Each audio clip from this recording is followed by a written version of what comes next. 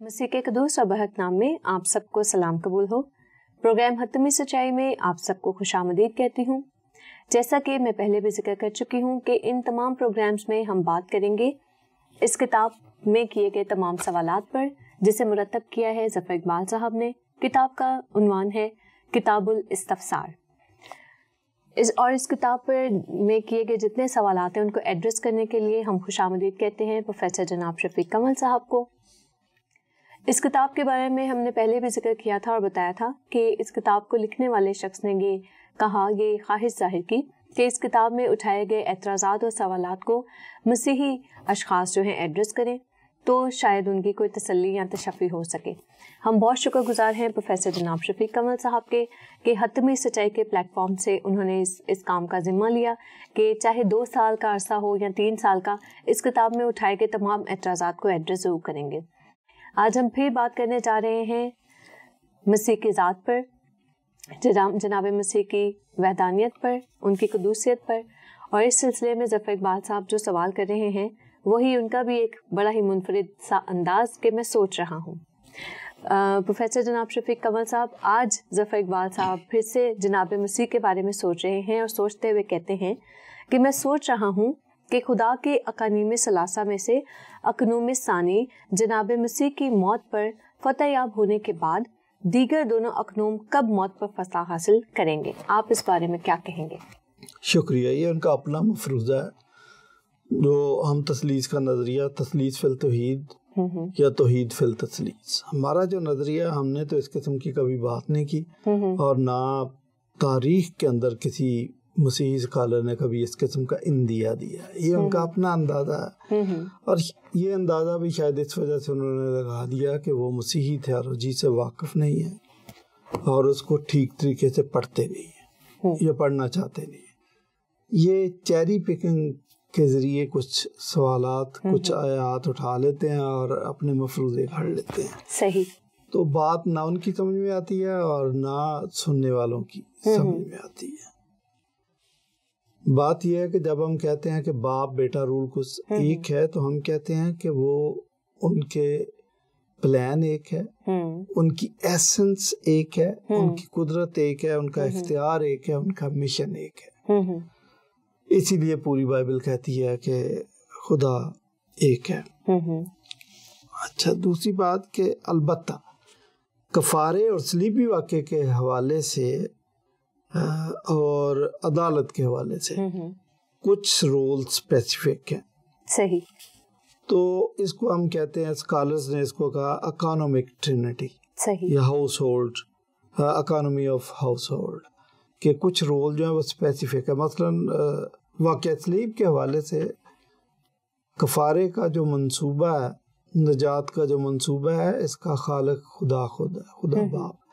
लेकिन बेटे ने अपने आप को पेश किया कि कफ़ारा देने के लिए मैं तजस्सुम इख्तियार करता हूँ, मैं दुनिया में जाता हूँ, और उसके लिए फिर उसने प्रैक्टिकली वो तजस्सुम इख्तियार किया, दुनिया में रहा, वो दुख तकलीफ बाहोश वास अपने जिस्म पर उठाए और कफ़ारा दे दिया। और रूल को उसका ये काम था कि बाद में उस मिशन की तकमील के लिए वो आ गया कि लोगों को उभारा, लोगों को गाइड किया और उनके रास्ते हमवार किए, और इस तरह तबलीग का काम दिन ब दिन बढ़ता चला गया। तो इस तरीके से हाँ, अदालत के बारे में भी कि जब मसीह ने दोबारा आना तो अदालत बेटे के सुपुर्द की गई, ये याद रहे। तो इस तरीके से हम कहते हैं कि कुछ काम, कुछ रोल स्पेसिफिक है। अदरवाइज ये भी नहीं है कि उनको पता नहीं है, उनको पता है कि ये रोल स्पेसिफिक है। तो जनाब ने शायद वो पूरा थियोलॉजी के मुतल्लिक पढ़ा नहीं है, इसलिए ये एतराज़ दाग दिया। तो क्रिश्चियन थियोलॉजी में ऐसी कोई बात नहीं है, ना ऐसी को किताब है, ना ऐसा को नज़रिया, ना ऐसा को ख्याल कि बेटे ने मौत गवारा की है तो अब बाप और क्या कहते हैं कि वो रूहुल कुद्दुस भी मौत को गवारा करेंगे। हाँ, आम इंसानों के बारे में बाइबल ये बात कहती है कि आदमी के लिए एक बार मरना और फिर अदालत का होना ज़रूर है।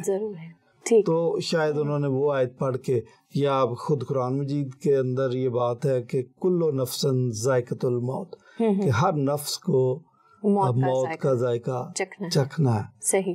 حالانکہ یہ نظریہ بھی ٹھیک نہیں ہے. آپ نے مائکرو بایولوجی میں پی ایچ ڈی کیا ہے، امیبا کو موت نہیں آتی، آپ کو پتا. وہ جیسے ہی اس کی زندگی کمپلیٹ ہوتی ہے تو وہ دو میں تقسیم ہو جاتا ہے، اور وہ جو دو نئے ہوتے ہیں وہ نئی مخلوق ہوتی ہے. تو بہرحال شاید ان کی یہ مغالطوں میں گرے ہوئے لوگ ہیں. صحیح. پھر وہ کہتے ہیں چونکہ ایک ہی اکنوم موت پر فتح حاصل کر سکا ہے تو پھر دو وجوہات کی بنا پر ممتاز اور مختلف ہے، یعنی تجسیم اور موت. کیا ایسا ہی ہے؟ ایک تو بات میں نے پہلے بتا دیا، اکانومک ٹرینٹی، اگر ان کی سمجھ میں آ گئی ہو، اگرچہ یہ مشکل اصطلاح ہے، تو پھر شاید ان کے سوال کا وہیں پہ جواب مل گیا. دوبارہ بتا دیتا ہوں کہ کچھ رول ایچ شخصیت کے ساتھ منسلک ہیں. ٹھیک ہے. اچھا، ایک اور بات میں رول کے حوالے سے یہ بتا دوں کہ بیٹا ایسی پرسنالٹی یا ایسا اکنوم ہے کہ یہ لوگوں کو نظر آئے. صحیح. ٹھیک ہے نا جی. روبرو بات بھی کی جب انہوں نے کہا کہ ہم باپ کو دیکھنا چاہتے ہیں. شاگردوں نے تو مسیح نے کہا میں اتنی دیر سے تمہارے ساتھ ہوں، کیا تم نے مجھے نہیں دیکھا؟ لیکن باپ شاید لوگوں کو اس طریقے سے گھل مل کے اس طرح نہیں. اچھا، پھر تو بلکہ میں تو اس سے بھی ایک قدم آگے جاؤں گا کہ یہ رول اسپیسیفک تھا تینوں شخصیات کے اندر، جو میں نے پہلے سوال کے جواب میں آپ کو بتا دیا. اب ایک قدم اور آگے میں جانا چاہتا ہوں کہ مشن کے حوالے سے باپ بیٹا رول کو کے جو اسپیسیفک رول تھے انہوں نے اپنے اپنے رول ادا کر دیے.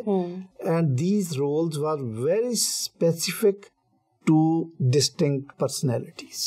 اچھا، اب آ جائیں کہ مشن کے حوالے سے بھی اب ایک رول، ایک کام جو آدھا تھا وہ باپ بیٹے رول کو اس نے کیا، اور باقی کا کام اب تبلیغ کا کام کلیسیا کے ذمے. ہم ان کو دو اصطلاحات سے ظاہر کرتے ہیں کہ مشیو ڈیئی، کہ خدا کا مشن، خدا کا رول کیا تھا، باپ بیٹے رول کو اس کا رول کیا تھا، اور مشیو ایکلیزی، کلیسیا کا رول اس میں کیا. اب کلیسیا کا رول یہ ہے کہ انہوں نے اس مشن کو لے کر آگے جانا. صحیح. تو یہ ان کی مس انڈرسٹینڈنگ اور مغالطہ ہی ہے. بہرحال چلو، آپ نے دوسری دفعہ بھی سوال کے اندر وہی بات رکھی ہے تو شاید جو کسر رہ گئی ہو وہ بھی دور ہوگی، سمجھ آ گئی. ٹھیک. پھر وہ کہتے ہیں اگر بیٹے کی شخصیت کامل ہے تو پھر دیگر دو ناقص ہیں، اور اگر دیگر اقوام کامل ہیں تو پھر یہ ناقص ٹھہرا. دیکھیں، خدا نہیں ناقص ہو سکتا. یہ خدا کے ناقص ہونے کا نظریہ یونانی نظریہ، ہم نہیں اس بات کو مانتے. وہ ایک ڈیمی گاڈ کو مانتے تھے. ہمارے یہاں دیکھیں جو عقیدے وضع کیے گئے ہیں وہ بائبل کی آیات سے اخذ کیے گئے، انہوں نے خود نہیں بنائے.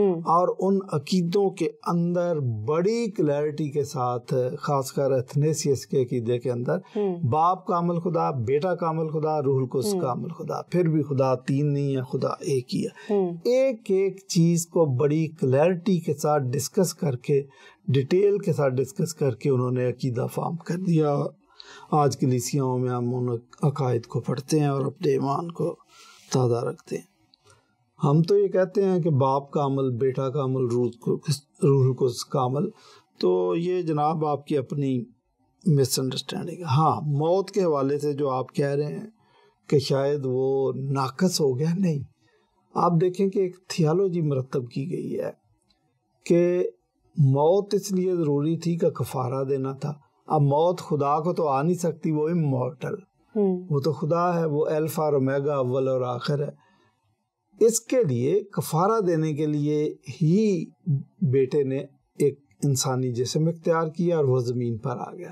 اور وہ جو جسم تھا، جسمانی صورت میں موت واقع آئی. اس لیے رومیو پہلا باب اس کی 3-4 آیت میں لکھا ہے کہ وہ جسم کے اعتبار سے تو آل دوز سے تھا، لیکن ویسے مردوں میں سے جی اٹھنے کی وجہ سے، پاکیزگی کی وجہ سے اور قدرت کی وجہ سے خدا کا بیٹا تھا.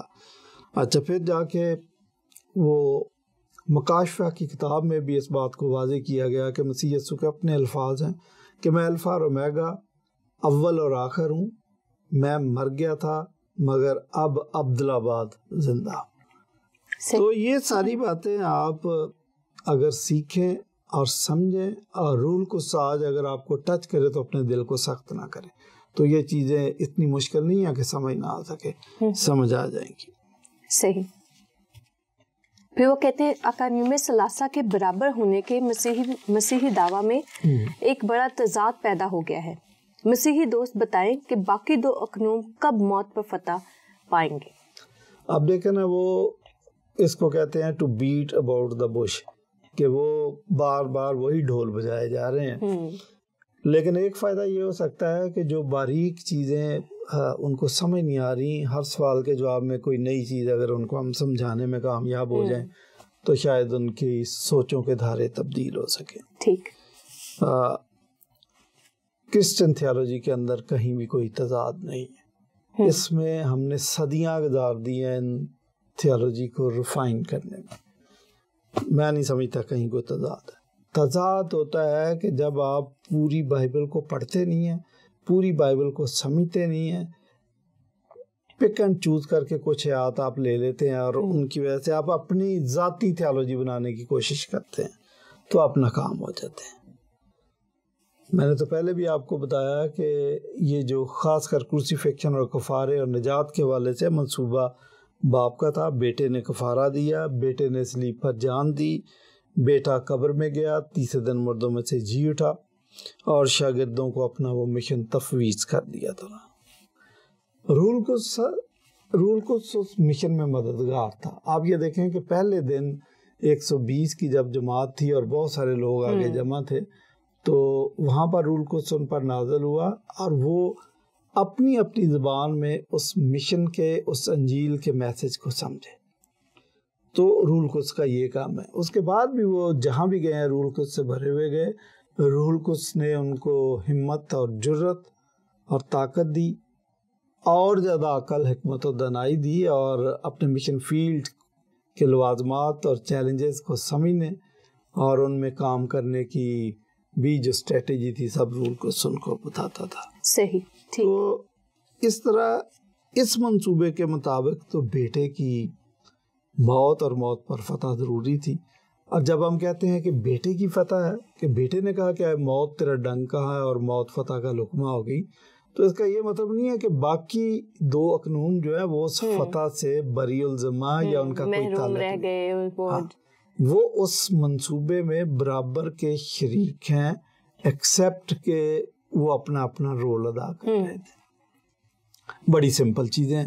اب اگر آپ نے قسم کھائی ہوئی ہے کہ ہم ان کو سمجھنا نہیں چاہتے اور ہم نے اس پہ صرف تنقید کرنی ہے، اور تنقید کرنے سے شاید آپ سمجھ رہے ہیں کہ آپ کو یہ فائدہ حاصل ہوگا کہ اس کا جو آلٹرنیٹو نظریہ آپ نے دیا ہے وہ درست ثابت ہو جائے گا، تو یہ خود اپنی جگہ پر ایک فیلسی ہے. صحیح. آپ نے اپنے نظریوں کو درست ثابت کرنے کے لیے الگ سے گراؤنڈ اختیار کرنا ہے اور سمجھانا ہے اور ہمیں کنونس کرنا ہے. صحیح. میرا خیال ہے سب سے بڑا مسئلہ جو اس وقت درپیش ہے انہیں، وہ اس بات کا ہے کہ وہ بجائے اس بات کو سمجھنے کے کہ یہ ایک مشن، یہ ایک منصوبہ انسانوں کے لیے تھا، خدا تعالیٰ کا، تاکہ خدا تعالیٰ کے ساتھ انسانوں کا ملاپ ہو سکے، نہ کہ جو 3 اقنوم ہیں ان کا آپس میں کوئی کمپٹیشن چل رہا تھا کہ کس نے پہلے یہ کام کر دیا تو وہ جیت جائے گا، وہ زیادہ جلال پا جائے گا، زیادہ عزت پا جائے گا. کیا خیال ہے؟ ایگزیکٹلی. دیکھیں، ہم انسانی سوچ کے مطابق جب سوچتے ہیں نا تو خدائی سوچ کو سمجھنے کی کوشش نہیں کرتے. بے شک خدا کی سوچ اور انسان کی سوچ اتنی فرق ہے جتنا زمین اور آسمان میں فاصلہ ہے. تو خدا کے بارے میں، باپ بیٹا رول کے بارے میں تو ہمیں کبھی یہ سوچنا بھی نہیں چاہیے کہ ان کی سوچ میں فرق آ سکتا ہے، ان میں تعصب آ سکتا ہے. اور جس طرح شاگرد آپس میں بحث کر رہے تھے کہ ہم میں سے بڑا کون ہے، تو شاید باپ بیٹا رول قدس بھی سوچ رہے ہیں.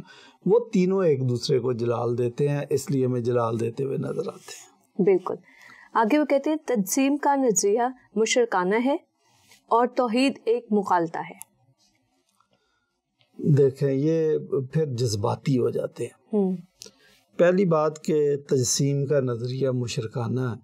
اب میں آپ کو بتاؤں کہ حدیثوں میں بڑی کلیئرٹی کے ساتھ یہ بات لکھی ہے کہ حضرت جبرائیل بھی جسم اختیار کر کے آتے تھے. شاید وجیہ قلبی کی شکل میں وہ نظر آئے تھے. تو وہ کیا تھا؟ وہ بھی اسی قسم کا ہی ایک آپ کہہ سکتے ہیں کہ طریقہ کار تھا. تو اتنا جذباتی بیان دینا درست نہیں ہے جب تک آپ سمجھتے نہیں ہیں. دیکھیں عام حالات میں تو ہم یہی سمجھتے ہیں کہ خدا کو ضرورت کیا تھی, وہ تو خدا ہے, وہ تو آسمان پر بیٹھا ہے, وہ تو کائنات کا مالک ہے, وہ تو وہیں سے حکم چلاتا ہے, وہ تو کہے تو ہو جاتا ہے. یہ ساری باتیں ٹھیک ہے, لیکن اگر آپ خدا کی محبت پر, اس کی محبت کی خصوصیت پر غور کریں تو پھر اس نے اس محبت کے ہاتھوں مجبور ہو کر تجسم اختیار کیا تھا. اچھا, تو کرسچن تھیالوجی میں تو کہیں بھی ایسا نہیں ہے کہ یہ تجسم کا نظریہ مشرکانہ ہے. مجھے آپ بتائیں کہ کسی اور تھیالوجی کے اندر, کسی مذہب کی تھیالوجی کے اندر یہ بات لکھی ہو کہ خدا نے تجسم اختیار کیا. یہ واقعہ, یہ خیال آپ کو کہیں ملے گا نہیں. شاید یہ آواگون سے مکس کرتے ہیں. آواگون کا نظریہ ڈیفرنٹ ہے اور وہ ریپیٹڈلی ہوتا رہتا ہے.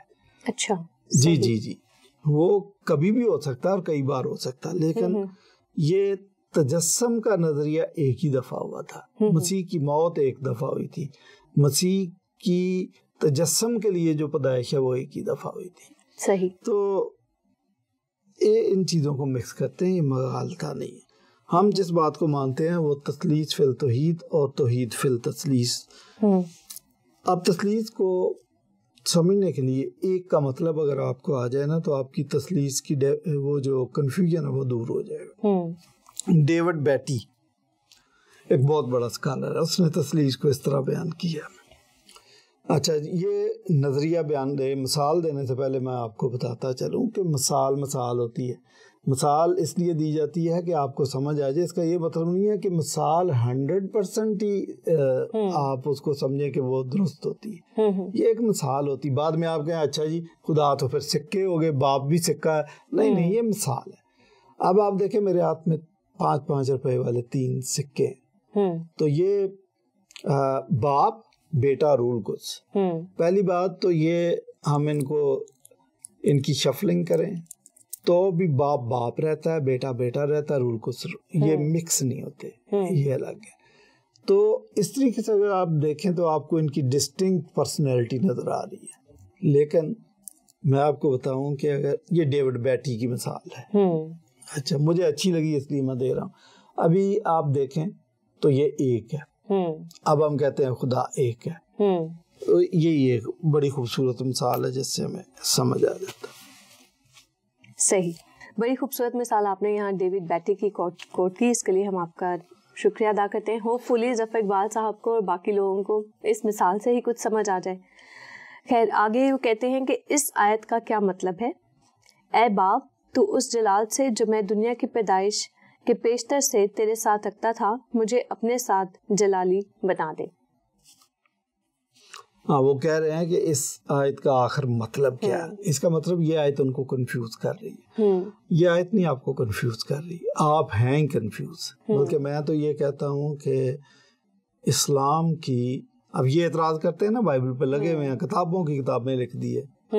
میں کہتا ہوں کہ اسلام کی تھیالوجیز اور ڈاکٹرینز, ان کا اگر آپ مطالعہ کریں تو ان کی جتنی گہرائی میں جائیں گے, جتنی زیادہ ریسرچ کریں گے, these doctrines will end up in confusion. یہ میں آپ کو بتاؤں. تو آپ تو پہلے سے کنفیوژن, اور ابھی آپ کو یہ لگ رہا ہے کہ یہ آیت آپ کو کنفیوز کر رہی ہے. دیکھیں, ان کا کہنا یہ ہے کہ اگر دنیا کی پیدائش سے پیشتر یہ جلال رکھتا تھا تو اب کیوں کہہ رہا کہ مجھے دوبارہ جلالی بنا دے. یہ کیا بیچ میں اس کی چارجنگ ختم ہو گئی تھی شاید, یہ بھی اچھا باتیں. نہیں, یہ بات نہیں ہے. دیکھیں, مسیح جلالی شخصیت ہے, ہم اس کی پری ایگزسٹنس کو مانتے ہیں, ہم اس کی قدرت کو مانتے ہیں, ہم اس کی لافانیت کو مانتے ہیں, ساری چیزیں. لیکن اس نے اپنی آزاد مرضی سے, اپنی خود مختاری سے وہ سٹیٹس چھوڑا اور زمین پر آ گیا. فلپیوں کے خط میں بڑا کلیئر ہے کہ اگرچہ وہ خدا کی صورت تھا لیکن اس نے اس الوہیت کو اپنے قبضے میں رکھنے کی چیز نہ سمجھا, مگر اپنے آپ کو پست کر دیا اور موت, بلکہ صلیبی موت گوارا کی. تو یہ اس کی آپ سمجھیں کہ اپنی آزاد مرضی تھی. وہ شعر میں کہا کرتا ہوں کہ یوں تو ہم آگاہ تھے صیاد کی تدبیر سے، ہم اسیر دام گل اپنی خوشی سے ہو گئے۔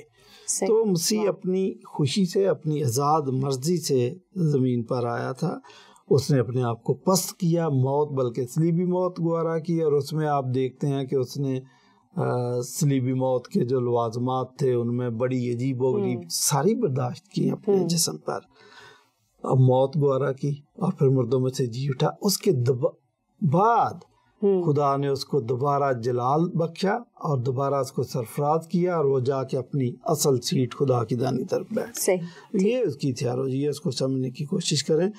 پھر خدا نے کہا کہ اس کو سب ناموں سے اعلیٰ نام بخشا گیا، تو پھر اس کو ہر ایک زبان اقرار کرے کہ مسیح یسوع خداوند ہے، ہر ایک گھٹنا اس کے آگے جھکے، خواہ وہ آسمانیوں کا ہو خواہ وہ زمینیوں کا۔ تو یہ صحیح۔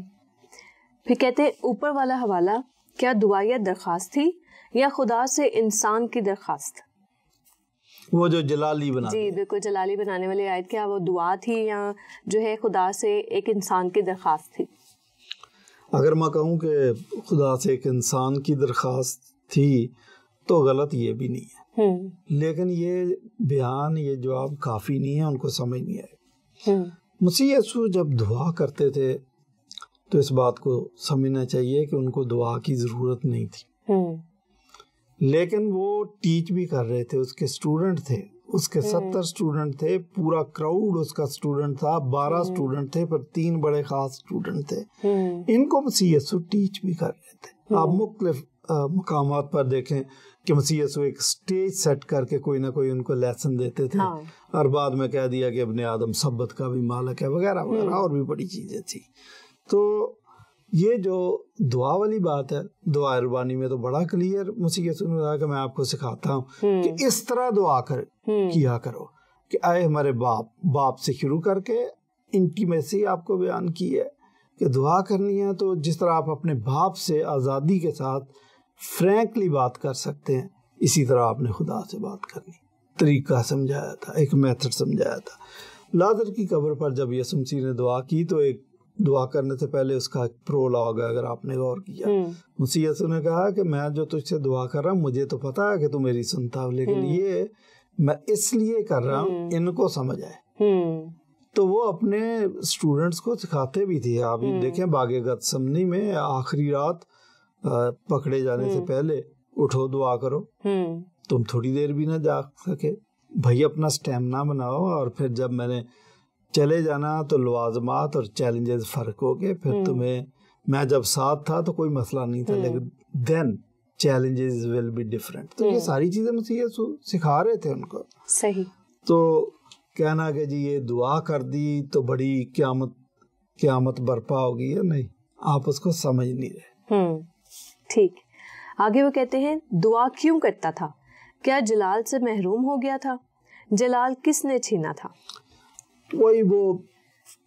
وہی سوال ایکچولی وہی ہے جو رگڑ کے نکال رہے سوال۔ نام وہ جلال سے محروم نہیں ہوئے تھے، میں نے آپ کو بتایا کہ اپنی مرضی سے جب انہوں نے تجسم اختیار کیا تو اپنے آپ کو پست کیا، اور یہ ان کی آزاد مرضی، ان کی خود مختاری تھی، ان کی فری ول تھی، جو بھی آپ کہہ لیں۔ تو جلال سے محروم نہیں ہوئے تھے، لیکن وہ خود اپنے آپ کو انہوں نے لمیٹڈ کر لیا تھا، اور وہ اس لیے دوبارہ وہ یہ بات کرتے ہیں۔ تو یہ وہی بات ہے جو میں نے پہلے بیان کر دی۔ صحیح، بہت شکریہ پروفیسر جناب شفیق کمل صاحب۔ آج کے اس پروگرام میں بھی آپ نے جتنی بحث ہوئی، جتنے سوالات ہوئے، ان کا بڑے مفصل انداز میں بیان کیا، اور امید کرتے ہیں کہ نہ صرف ظفر اقبال صاحب کو بلکہ اور تمام لوگوں کو بھی شاید یہ بات سمجھ میں آ جائے۔ ہم ان کے لیے دعا گو ہیں کہ وہ اس بات کو سمجھے۔ کفارہ کے لیے ایک ہی بات کہنا چاہوں گی، ایک مثال، بڑی خوبصورت کہانی کسی نے بیان کی۔ ایک جج کے سامنے ایک مجرم کو پیش کیا گیا اور کہا گیا کہ یہ مجرم ہے، اس پر جو ہے کیونکہ جرم ثابت ہو چکا ہے تو اب جج صاحب آپ حکم جو ہے وہ صادر کیجئے کہ اتنے روپے کا ہرجانہ اس مجرم کو ادا کرنا ہے۔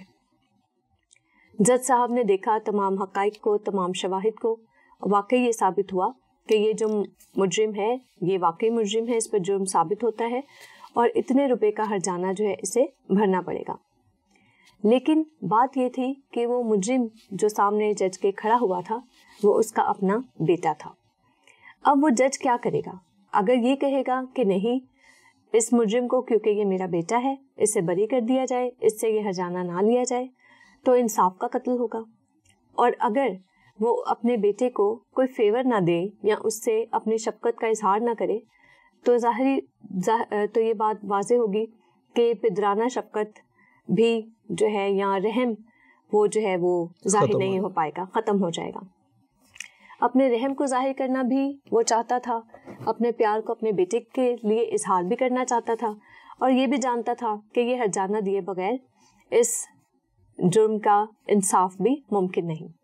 उसने कहा अब सबकी नज़र उसी जज पर मरकूज थी कि जज क्या फैसला करेगा, क्या वो इंसाफ का कत्ल करेगा या अपने पिदराना मोहब्बत और शफकत का।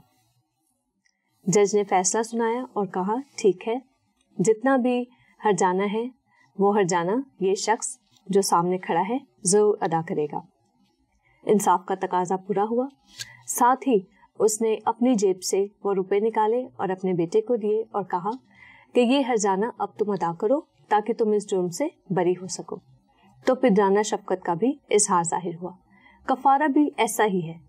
खुदा ताला जानते हैं जो जान गुनाह करती है उसकी सजा मौत है, लेकिन उसकी पिदराना शफकत, हम उसके खल्क किए हुए लोग हैं, हमारी सूरत उसने अपनी हथेली पर खोद रखी है।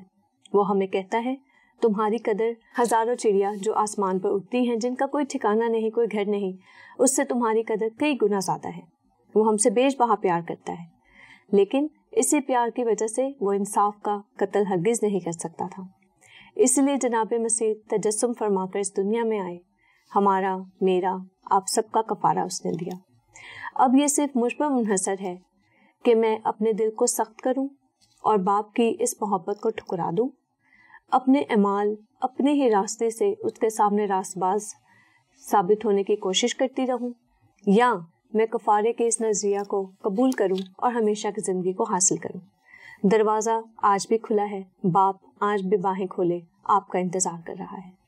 आइए इस बात को कबूल कीजिए और हमेशा की जिंदगी के वारिस बनिए।